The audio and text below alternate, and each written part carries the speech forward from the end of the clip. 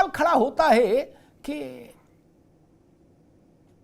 अयोध्या में स्थान पर मुकदमा था, ठीक, पूरी अयोध्या पे तो मुकदमा नहीं था। 47 में आजाद हो गए, अयोध्या को तो भव्य कर देते, स्थान पर निर्णय होता रहता जब होता। एक बस अड्डा तो ठीक का बना ही नहीं अयोध्या, क्योंकि आपको जाना नहीं था कभी अयोध्या। बोले हमको उधर मुंह करके सोना नहीं, हम काय को अयोध्या में काम कराएं। हमने देखी है अयोध्या उस दौर की उजाड़, महंत जी को पता ही है। क्यों? क्या अयोध्या में संसाधन नहीं लगाए जा सकते थे? नहीं लगाए।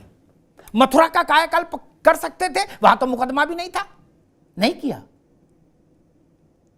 काशी में क्या किया? वहां भी मुकदमा नहीं था।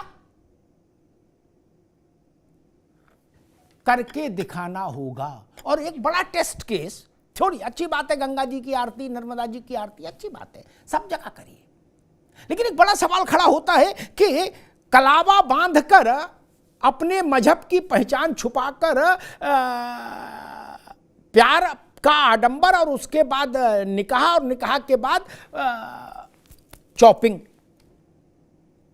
ये जो लव जिहाद नाम की बीमारी आई है, क्या इसके खिलाफ मुखरता से बोल सकते हैं? ताल ठोककर नहीं, गोल गोल करेंगे आप। साक्षी मारी गई दिल्ली में, जुबान से बात नहीं निकली, हलक सूख गया सबका। क्यों भाई, क्यों हलक सूख गया? वो तो दलित की बेटी थी, अभी दलित की भी चर्चा में सुन रहा था। गरीब दलित की बेटी मारी गई 20-22 चाकू से गोद कर सड़क पर, फिर पत्थर से कूच कर। क्यों नहीं धरना प्रदर्शन हुआ? क्यों नहीं कैंडल मार्च निकला? हम जानते हैं आप क्या मुश्किल भारत में यही है, हम सेलेक्टिव राजनीति करना चाहते हैं कि सोमवार को ये और मंगल को ये नहीं चलेगा। अब ये नहीं चल सकता कि टाइम टेबल के हिसाब से रूप रखेंगे ना।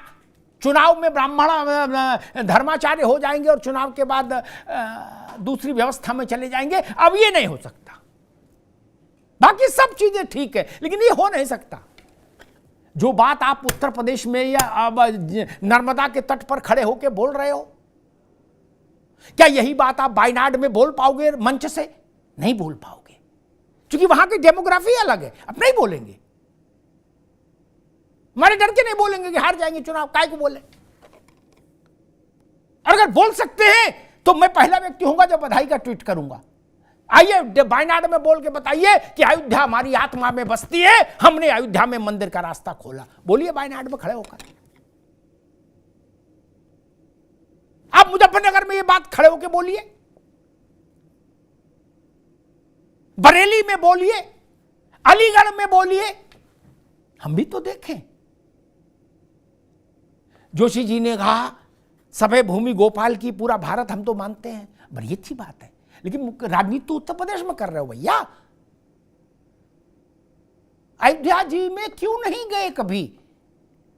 वहां की व्यवस्था ही देखने चले जाते। आप लोग तो हाकिम रहे हो। नहीं, बोले ना उधर तो मुंह करके नहीं सोना। क्यों भैया? अब रजिस्ट्री सब लोग कराओगे हैं? बोले अब रजिस्ट्री मंदिर की हम सब कराएंगे, तो नहीं होगा ना इसे। अयोध्या का साधु संत, उसने दिखा 40-50 साल देखा नहीं, कहीं कौन आया कौन गया वहां। मैं तो हैरान, कोई प्रतिबंध नहीं था किसी अदालत का अयोध्या जाने पर। रामलला की पूजा पर प्रतिबंध नहीं था, राग भोग और आरती की स्वीकृति थी सुप्रीम कोर्ट से। क्यों नहीं गए? क्यों नहीं गए? नहीं गए आप। और फिर आप मंच पर जाओगे, चुनाव होगा, वोट पड़ना होगा, तो कहोगे जयंती मंगला काली भद्रकाली कपालिनी, नवरात्र की हार्दिक शुभकामनाएं, मैं व्रत हूं। तब आप ये बात अभी कह रहे हो कि धर्म बहुत निजी बात है, फिर मंच पे बताओगे कि हम व्रत हैं। नहीं, ये तरीका ठीक नहीं। भारत के मूल भाव के साथ क्यों नहीं चल सकती भारत की राजनीति?